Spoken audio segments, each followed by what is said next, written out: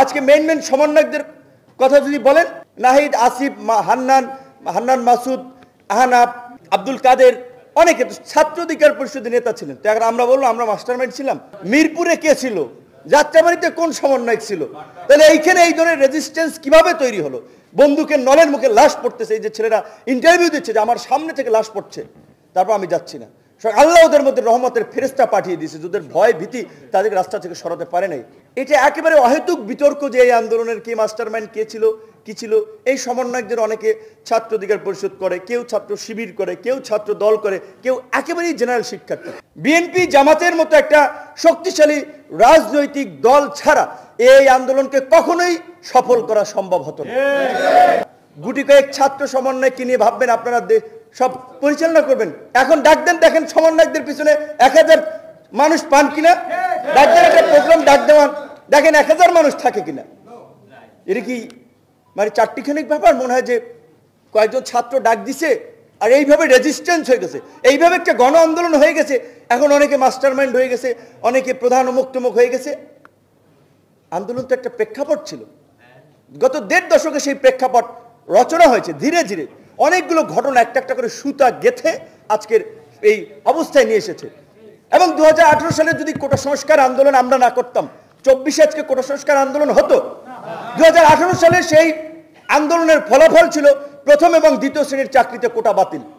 সেইটা থেকে যখন কামব্যাক করে নিয়ে আসছে প্রথম দ্বিতীয় মুক্তিযোদ্ধা কোটা, সেইটাকে ইস্যু করে আন্দোলন হয়েছে। আর 2018 সালের আগে আবার সফল কোটা সংস্কার আন্দোলন হয়নি। 18 সালের এই আন্দোলন হলে 24-এর এই আন্দোলন হতো না। আজকের এই নেতৃবৃন্দের কথাও যদি বলেন, আমাদের কৃতিত্বের কথা না, অনেকের পেছনে আমাদের অর্থ, শ্রম, মেধা ইনভেস্ট করে আমরা তৈরি করেছি তাদেরকে। রাজনীতিতে পথ চলায় স্বামী স্ত্রীর সংসার টেকে না। রাজনীতি তো একসময় মত পথের বিরোধ কেন্দ্র করে একজনে অভিমান, মান অভিমান তৈরি হতেই পারে, সক্রিয়তা নিষ্ক্রিয়তা থাকতেই পারে, কিন্তু তাদের রাজনীতির হাতে খড়িটা।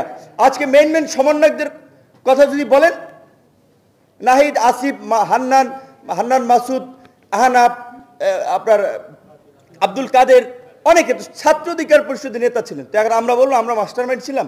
বিএনপি জামাতের মতো একটা শক্তিশালী রাজনৈতিক দল ছাড়া এই আন্দোলনকে কখনোই সফল করা সম্ভব হতো না। আমরা তো কথা বলেছি, তারেক রহমান সহ বিএনপি অন্য নেতাদের সাথে ফাইন্যান্স লাগবে, কোথায় কিভাবে সাপোর্ট লাগবে, রেজিস্ট্যান্স করা লাগবে, আমরা কথা বলে প্ল্যান করে ছাত্রদের সামনে ছিল। উত্তরাতে মানে কোন ছাত্ররাই শুধু ছাত্র সমন্বয়ক ছিল? উত্তরাতে কে ছিল কেন্দ্রীয় সমন্বয়কদের জিগার নেতৃত্বে? মিরপুরে কে ছিল? যাত্রাবাড়িতে কোন সমন্বয়ক ছিল? তাহলে এইখানে এই ধরনের রেজিস্ট্যান্স কিভাবে তৈরি হলো?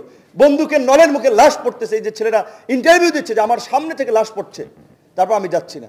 আল্লাহ ওদের মধ্যে রহমতের ফেরেশতা পাঠিয়ে দিয়েছে, যাদের ভয় ভীতি তাদেরকে রাস্তা থেকে সরাতে পারে নাই।